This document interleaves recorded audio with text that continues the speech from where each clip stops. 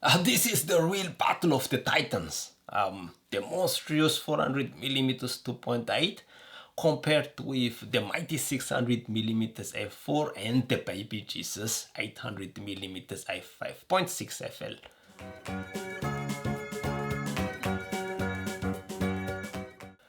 Hello everybody, it's Hutch here. This video is a comparison of three 800mm super telephoto lenses in the field. Due to the weight and the size of the lenses, I had to use my car in order to reach the nearby river for testing the lenses. I'm photographing birds in the wild most of the time, and the animals are often small and shy. I do not feed them, nor do I use hide or playback, so I rarely have the animal right in front of my camera. Therefore, I ended up using the longest focal length I have. Although zoom lenses are pretty good nowadays, I still prefer using fast prime lenses because I find the image quality from the prime lenses better than with the zoom lenses. The downside of fast prime lenses are, of course, weight and price.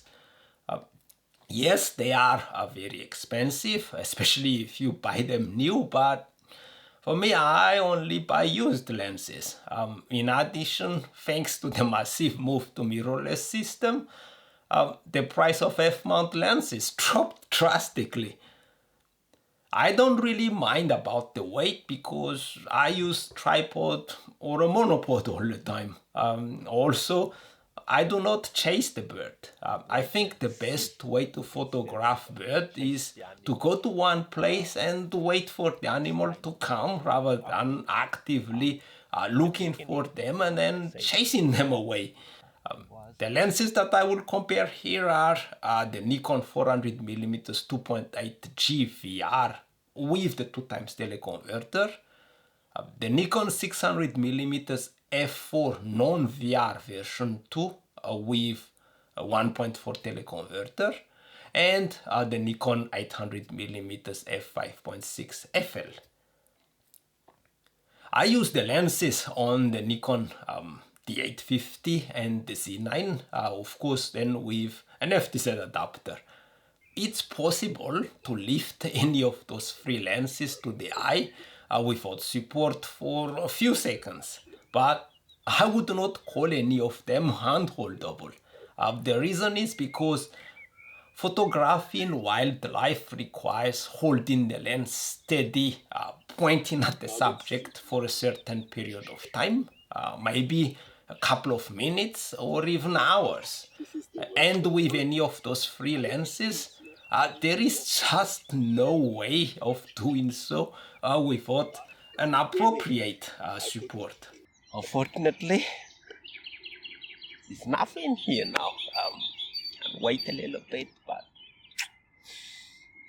that's the challenge of testing lenses in the field. You cannot tell the animal to stay. It's not a controlled environment. So great crepe. I use the 800mm 5.6 FL lens with the Z9 already left, so I did not even have the chance to actually change the lens or change the camera body. I saw two Eurasian coot passing by. Maybe I will try different lens on the next opportunity. So I was able to capture some pictures of mallard duck and cormorant with the 600mm f4 plus a 1.4 teleconverter. Now I have the 400mm 2.8 with the 2x teleconverter attached to it, and we'll see.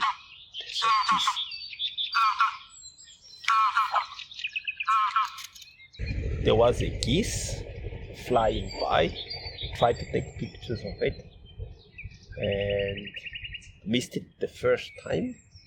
Then it came back, and I took couple of pictures with the 400mm 2.8 with the 2 times teleconverter attached to it. Unfortunately, it landed quite far on the right there. With a little bit of luck, it might kind of fly towards us, and then we will get also then some sample with the 400mm 2.8. Let's see. Yeah, finger crossed. Always need to pay attention. There are some hoods coming again. Today was a good example of wait and see instead of chase the animal. In the beginning, as I said before, there was nothing here. Then I wait, and I saw then 4 or 5 species of birds.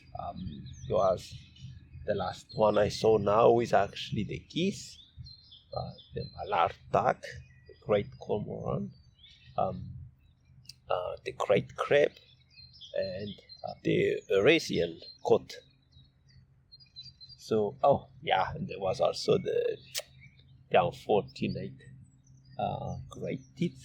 Did not really take nice pictures of it, but you see, sometimes it's better just to wait and see, and then the animal come towards you instead of trying to chase them, and then they just run away.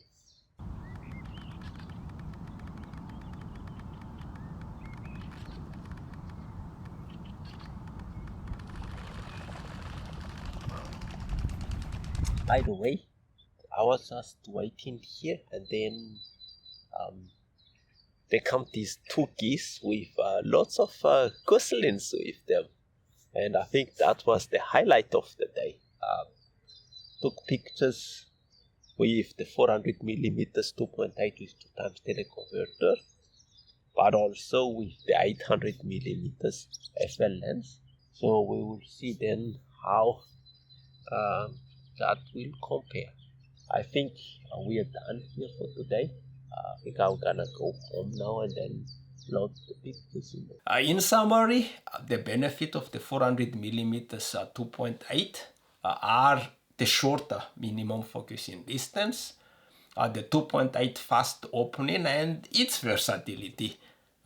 It is a 400mm 2.8, which can be turned into a 560mm f4 with a 1.4 teleconverter, or even an 800mm F5.6 with the 2 times teleconverter.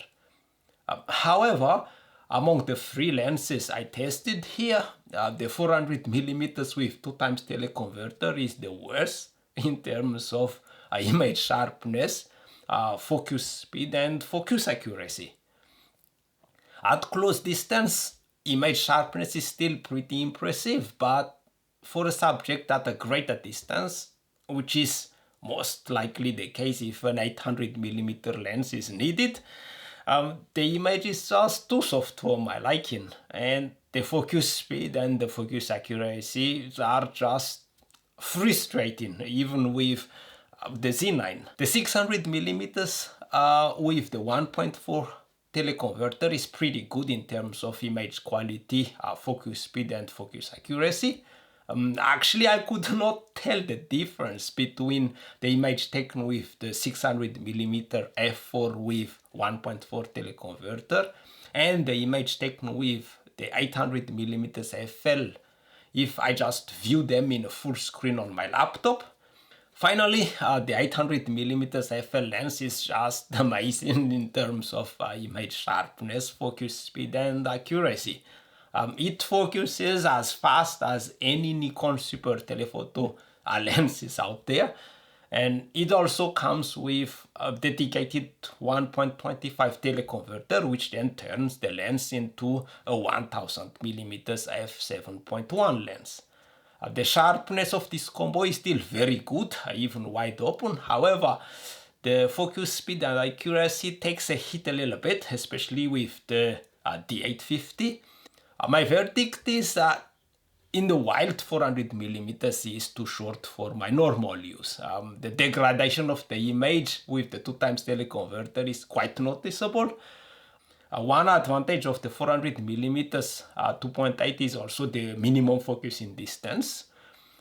It is the only lens that I could use, for example, in this case of a gray tick, because the animal was less than 5 meters away. The 2.8 fast opening is also an advantage, of course, if the situation requires it. This is the reason why I classify this 400mm 2.8 as one of my favorite Su lenses.